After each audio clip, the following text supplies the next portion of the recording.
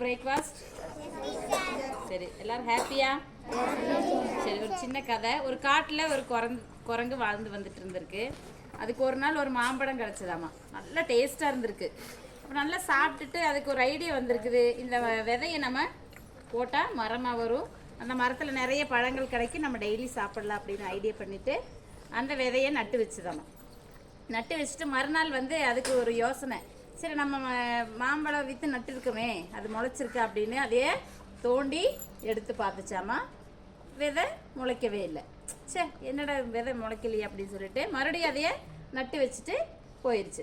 மறுநாளும் மறுபடியும் தோண்டி, என்னடா நம்ம டெய்லி இது பராமரிக்கிறோம், பாதுகாக்கிறோம், ஆனால் முளைக்கவே மாட்டேங்குதுன்னு அதுக்கு ரொம்ப வருத்தம். இப்படியே டெய்லி பண்ணி பார்த்துட்டு இருந்தா அந்த விதை முளைக்குமா? ஏன் முளைக்காது? ஏன் முளைக்கிறது இல்லை? முளைக்கிறக்கே விடுறது இல்லை இல்லையா? அதே மாதிரி தான் நம்ம எந்த ஒரு செயலையும் விடாமுயற்சி, அது கரெக்டான விடாமுயற்சியாக இருக்கணும். சரியா? முயற்சி எடுக்கிறது நல்ல வழியில் முயற்சி எடுத்து வெற்றி அடைய என்னுடைய வாழ்த்துக்கள். நன்றி, வணக்கம்.